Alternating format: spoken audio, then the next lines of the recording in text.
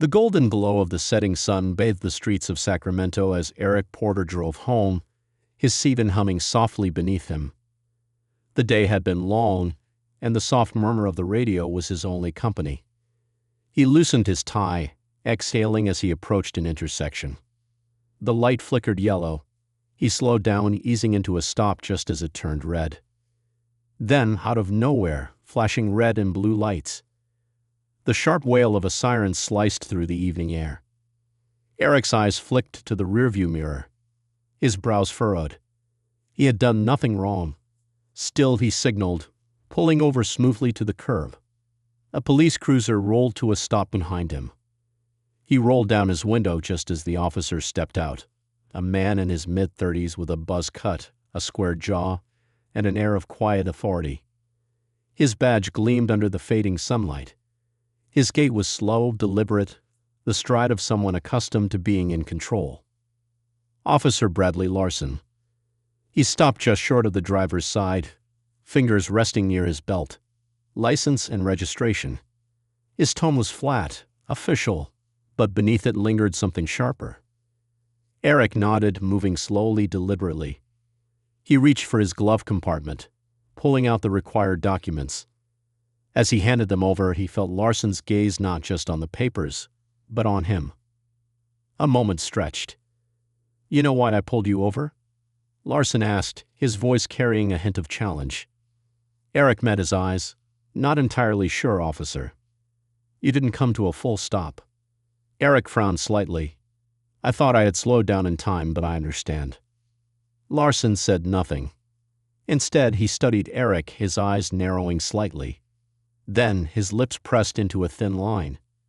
"You're not from around here, are you?" Something in his tone changed. The traffic stop had shifted. Eric hesitated, just a fraction of a second. "My address is on the license." Larson wasn't listening. His stance shifted just enough to let Eric know. This wasn't about a red light anymore.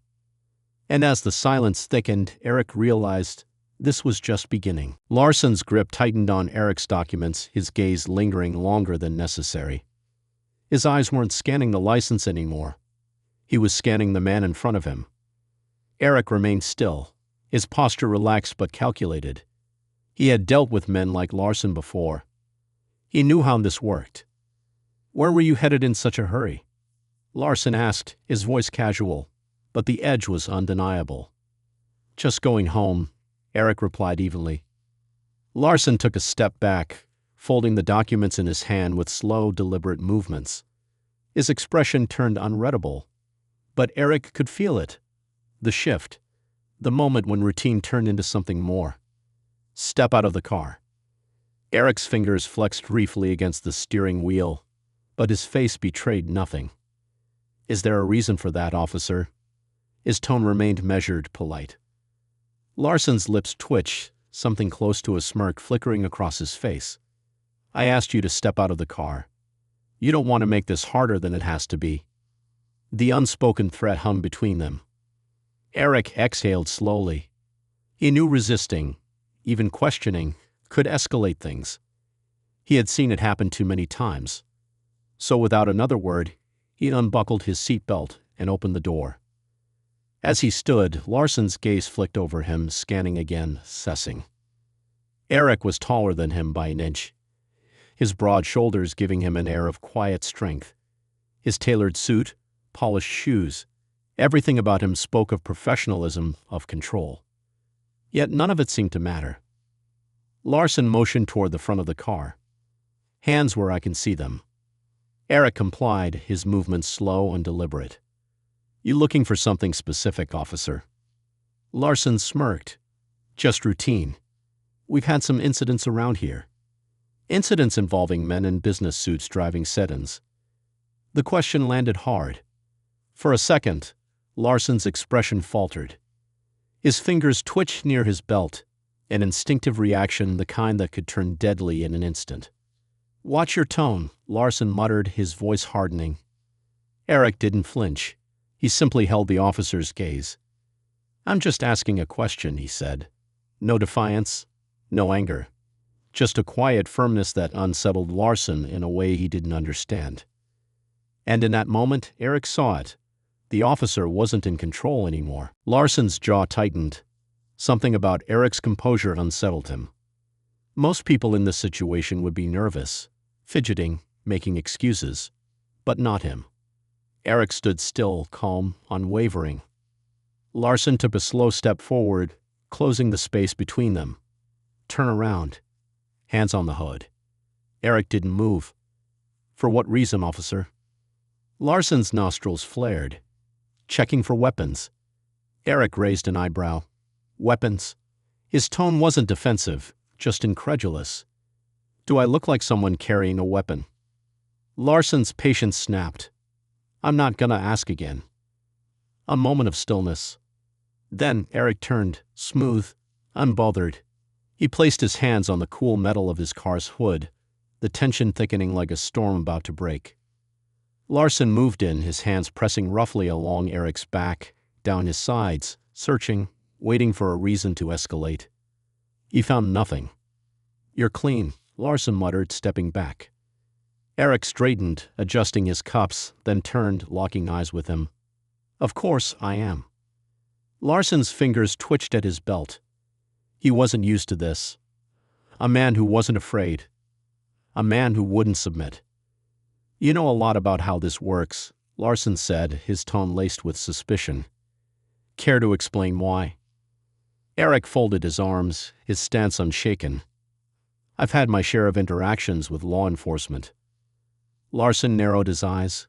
That's so? You a lawyer or something? Eric let the question hang before answering. Something like that. The ambiguity irritated Larson. His authority was being tested, and he hated it.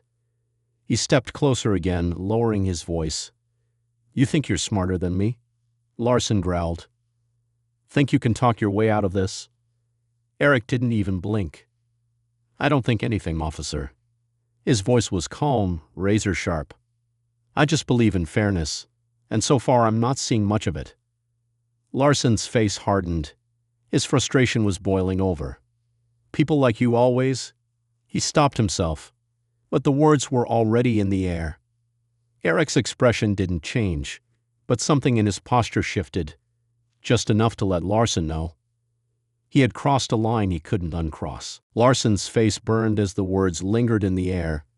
He hadn't finished his sentence, but he didn't have to. They both knew what he was about to say. Eric let the silence stretch, unblinking, letting him feel it. Larson squared his shoulders, doubling down. You know what I mean. Eric's voice was quiet but firm. I think I do. Larson's stance shifted slightly, just enough for Eric to see it. A flicker of uncertainty. A realization that this interaction had taken a turn he wasn't prepared for. Eric studied him for a long moment, then exhaled. This stopped being about a traffic violation a long time ago, didn't it? Larson opened his mouth, but nothing came out. For the first time, he looked unsure of himself. Eric reached into his pocket, slow and deliberate. I'm reaching for something. No sudden moves. Larson's fingers twitched near his belt, instinct creeping in. What the hell are you doing? Eric didn't answer. Instead, he pulled out a leather wallet, flipping it open. A badge. The realization hit Larson like a punch to the gut. Eric's voice was steady. Eric Porter, head of Internal Affairs, Sacramento Division. Larson blinked. His gaze snapped from the badge to Eric's face and back again. His body stiffened, his breath hitched. Internal Affairs. The man he had just profiled, searched, and humiliated held his career in his hands. Eric gave him a moment to process before speaking again. You know what's most concerning about this interaction? His voice was calm, but there was steel beneath it. Larson didn't answer. His jaw was clenched so tight it looked painful. Eric took a step forward. Larson instinctively took a step back. It's not the profiling, Eric continued, though that's bad enough. It's not even the way you escalated things without cause. He tilted his head slightly. It's that you did all of this without ever considering the possibility that the person you were harassing might actually know his rights. Larson swallowed hard. Eric tucked his badge back into his pocket and met Larson's gaze. Unshaken. unapologetic, unmoved. "This isn't over, Officer Larson." And for the first time that night, Larson believed him. Larson's hands trembled slightly as he took an instinctive step back. The weight of Eric's words pressed down on him, suffocating, undeniable.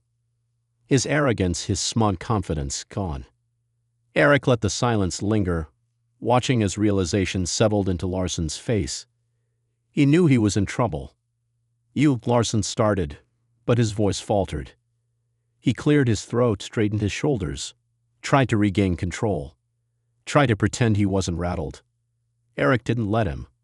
"This badge," Eric said, tapping his chest pocket, "represents more than authority. It represents accountability." His voice was steady, unwavering. "And right now you're failing that standard."